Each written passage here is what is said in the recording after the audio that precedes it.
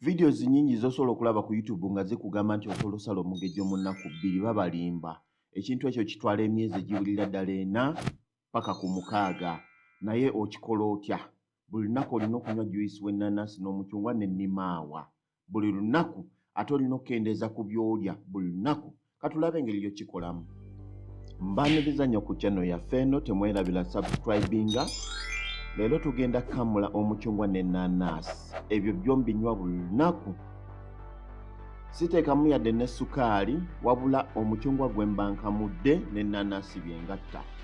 Temwerabira bannaffe abasunduse exchange be bateekeramu ssente mu kana kanyomero, osobola okuweereza ssente okuva e Dubai, omuntu n'azifuna wano e Uganda. Juice squeeze eyo nagigula $60, akalango nakalaba ku Gigi.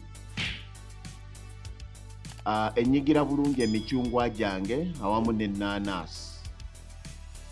Kakati onsala omucungwa gumu buli lunaku, nemmala nengattamu ennaanasi ekiwayi tujja kiraba. Okwata bukwasi n'onyiga bw'otyo n'omulala. Juice ayinza okusinziira ku mucungwa gw'oba onyize, naye okunywa emicungwa emingi era si a solution. Naye kati nze byenywanga ekyeggulo wenkwata ekyo nenteekako chapati.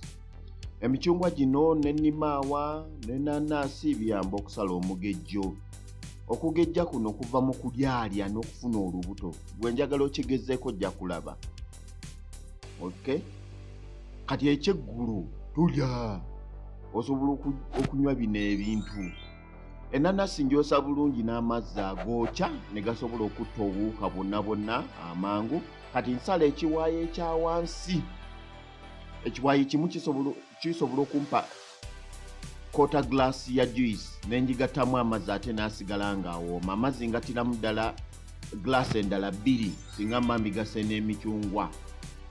Kitegeeza ennaanasi nnamba nnyinza ogikamulamu ennaku 3. So ngisalamu obutundutundu nga olabye obutundutundu 4 bwenkamula wenjuwa mu ka glass. Ate jjukira ennaanasi ebeera nka. Ebikuta nsobola obbissa ebbali kuba ffe wano mu Uganda tusobola okufumba omunaanasi. So ebikuta tobikasuka. Ojja kulaba waliwo video yaffe awo eddako egenda okuyigiza okufumba omunaanasi. Okay, nkujjukiza bannaffe abasunduse exchange.